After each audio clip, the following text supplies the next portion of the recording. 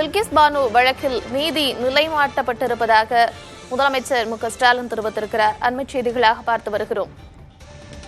சகோதரி பில்கிஸ் பானு வழக்கில் நீதி நிலைநாட்டப்பட்டிருப்பது ஆறுதல் அளிப்பதாக முதலமைச்சர் மு.க.ஸ்டாலின் தெரிவித்திருக்கிறார். அண்மை செய்திகளாக பார்த்து வருகிறோம். நேற்று பில்கிஸ் பானு வழக்கில் குற்றவாளிகளுக்கு முன்விடுதலை வழங்கிய தீர்ப்பை உச்சநீதிமன்றம் ரத்து செய்திருந்தது. இந்நிலையில் பில்கிஸ் பானு வழக்கில் நீதி நிலைநாட்டப்பட்டிருப்பதாக முதலமைச்சர் மு.க.ஸ்டாலின் தெரிவித்திருக்கிறார். நம்பிக்கை தரும் ஒளிக்கீற்றாக இந்த தீர்ப்பு இருப்பதாக முதலமைச்சர் மு.க.ஸ்டாலின் தெரிவித்திருக்கிறார். அண்மை செய்திகளாக பார்த்து வருகிறோம். சகோதரி பில்கிஸ் பானு வழக்கில் நீதி நிலைநாட்டப்பட்டிருப்பது ஆறுதல் தருவதாகவும் இருள் சூழ்ந்த வேளையில் நம்பிக்கை தரும் ஒளிக்கீற்றாக உச்சநீதிமன்ற தீர்ப்பு அமைந்திருப்பதாகவும் முதலமைச்சர் மு.க.ஸ்டாலின் தெரிவித்திருக்கிறார்.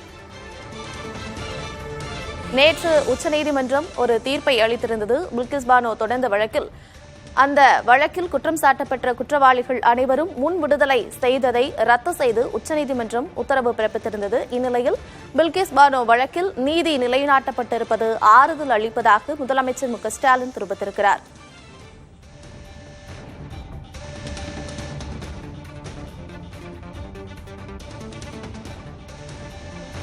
விவரங்களுடன் இணைந்திருக்கிறார் செய்தியாளர் ரமேஷ். நேற்று பில்கிஸ் பானு வழக்கில் உச்சநீதிமன்றம் அதிரடியாக ஒரு தீர்ப்பினை வழங்கியது. குற்றவாளிகள் முன் விடுதலை செய்ததை ரத்து செய்திருந்தது. இந்நிலையில் முதலமைச்சர் அது தொடர்பாக ஒரு நீதி நிலைநாட்டப்பட்டிருப்பதாக சொல்லப்பட்டிருக்கிறது. அவர் என்னென்ன விஷயங்கள் எல்லாம் குறிப்பிட்டு சொல்லியிருக்கிறார்? விவரம்.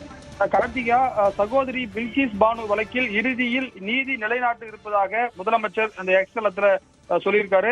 குஜராத் மாநில அரசுடைய உண்மைகளை மறைத்து குற்றவாளிகளுக்கு உடந்தையாக இருந்திருப்பதை உச்சநீதிமன்றம் இடித்துரைப்பதாகவும் அவர் சொல்லியிருக்காரு. அரசியல் லாபங்களுக்காக நீதி வளைக்கப்பட்டதை வெளிச்சம் போட்டு காட்டியிருப்பதாகவும் சொல்லியிருக்கார்.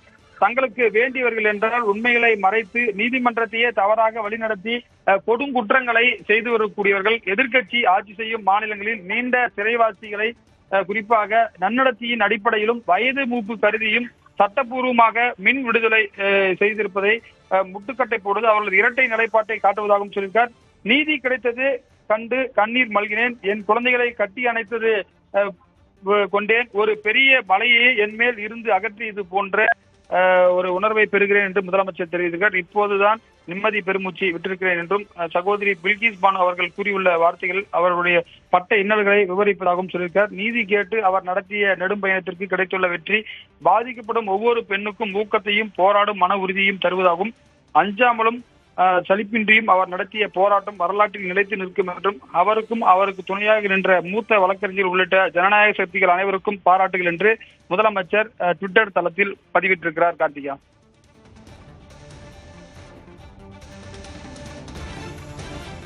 பில்கிஸ் பானு வழக்கில் நீதி நிலைநாட்டப்பட்டிருப்பதாக முதலமைச்சர் மு.க.ஸ்டாலின் தெரிவித்திருக்கிறார். பாதிக்கப்பட்ட ஒவ்வொரு பெண்ணுக்கும் பில்கிஸ் பானுவின் நீதி கேட்ட நெடும்பயணம் ஊக்கம் தருவதாகவும் முதலமைச்சர் தெரிவித்திருக்கிறார். அந்த அண்மை செய்திகளை பார்த்து வருகிறோம். விவரங்களை வழங்கியமைக்கு நன்றி ரமேஷ்.